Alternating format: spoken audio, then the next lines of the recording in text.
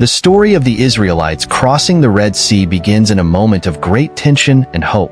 The Israelites, after centuries of slavery in Egypt, had just been liberated by a series of divine interventions. Pharaoh, the ruler of Egypt, had finally relented after the devastating 10 plagues, allowing Moses to lead the Israelites out of captivity. However, as they journeyed toward freedom, Pharaoh had a change of heart.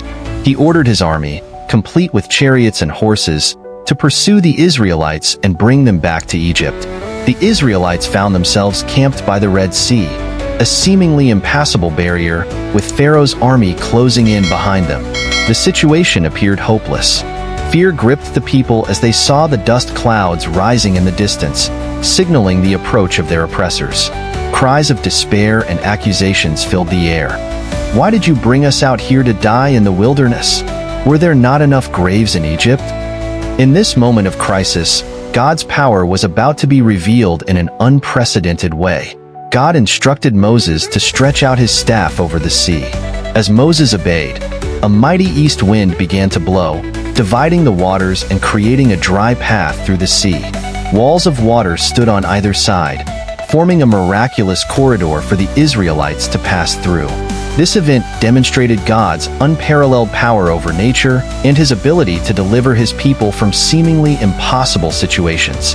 Throughout the night, the Israelites crossed the sea on dry ground.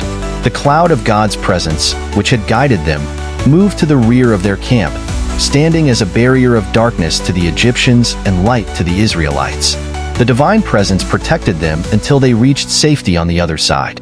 This miraculous deliverance not only freed the Israelites from immediate danger, but also revealed the boundless power of their God, establishing their faith in him as their protector and redeemer. The crossing of the Red Sea was as much a test of faith as it was a demonstration of God's power. When the Israelites saw Pharaoh's army pursuing them, their faith wavered. They doubted Moses and questioned God's intentions. Yet, Moses' response was a call to trust in God's deliverance. "Do not be afraid. Stand firm, and you will see the deliverance the Lord will bring you today. The Egyptians you see today you will never see again. The Lord will fight for you. You need only to be still." Obedience played a critical role in the unfolding of the miracle. Moses followed God's instructions precisely, lifting his staff over the waters.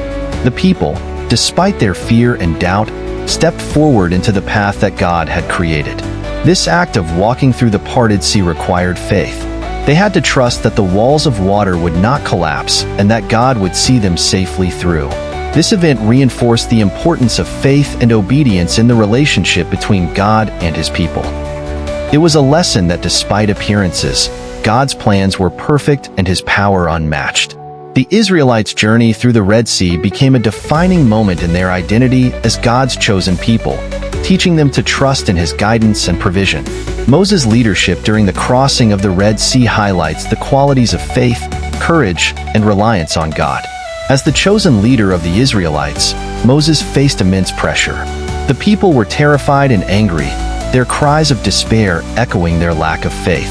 Yet Moses remained steadfast, serving as a calming presence and a bridge between the people and God. Moses' courage stemmed from his faith in God's promises. He did not act out of his own strength or wisdom, but relied entirely on God's instructions. When God commanded him to lift his staff and stretch his hand over the sea, Moses obeyed without hesitation, even though the command defied all human logic. His unwavering faith inspired the Israelites to follow him.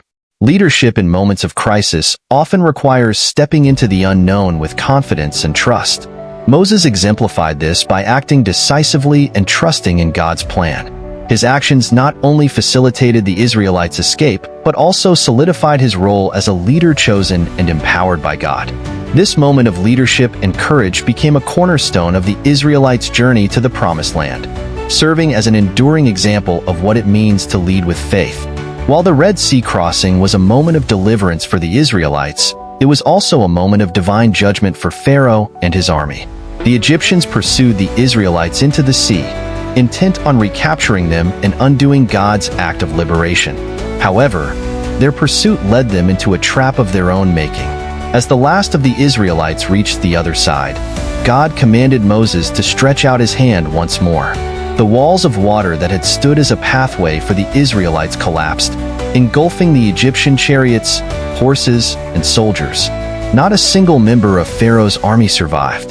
This act of judgment demonstrated that God's justice is swift and sure. The Egyptians' arrogance and defiance of God's will lead to their destruction. For the Israelites, this was a powerful reminder of God's protection and justice. Their oppressors had been utterly defeated, ensuring their freedom from slavery. The event underscored the consequences of opposing God and the lengths to which he would go to protect his people. It was a sobering yet awe-inspiring demonstration of divine justice. After crossing the Red Sea and witnessing the destruction of their enemies, the Israelites erupted in celebration and thanksgiving. Moses and the people sang a song of praise to God, exalting his power and faithfulness. The song, recorded in Exodus 15, proclaimed, "The Lord is my strength and my defense. He has become my salvation. He is my God, and I will praise him." Miriam, Moses' sister, took a tambourine and led the women in dance, singing, "Sing to the Lord, for he is highly exalted. Both horse and driver, he has hurled into the sea." This spontaneous outpouring of joy and gratitude reflected the profound relief and awe the Israelites felt. Their celebration was not just about their physical deliverance, but also a recognition of God's sovereignty and care. The Israelites' thanksgiving set an example of how to respond to God's blessings. Their songs and dances were acts of worship, acknowledging that their salvation was entirely due to God's intervention. This moment of celebration became a defining memory for the Israelites, a testimony to future generations of God's faithfulness and power. The crossing of the Red Sea holds deep symbolic significance. It represented a transition from slavery to freedom, from oppression to liberation. For the Israelites, it was a moment of rebirth, leaving behind their old lives in Egypt and stepping into their identity as God's chosen people. The event also foreshadowed spiritual truths found in the New Testament. Just as the Israelites were saved by passing through the waters of the Red Sea, Christians see baptism as a symbol of salvation and new life. The crossing signifies God's power to make a way where there seems to be no way, a theme that resonates throughout the Bible. Moreover, the destruction of Pharaoh's army symbolizes the ultimate defeat of evil, reinforcing the assurance that God's justice will prevail over all forms of oppression and wickedness. This powerful imagery continues to inspire faith in God's promises and his power to deliver his people from every form of bondage. The crossing also serves as a reminder of the importance of trust and obedience. Just as the Israelites had to step forward into the path God provided, believers are called to follow his guidance, even when the way seems uncertain.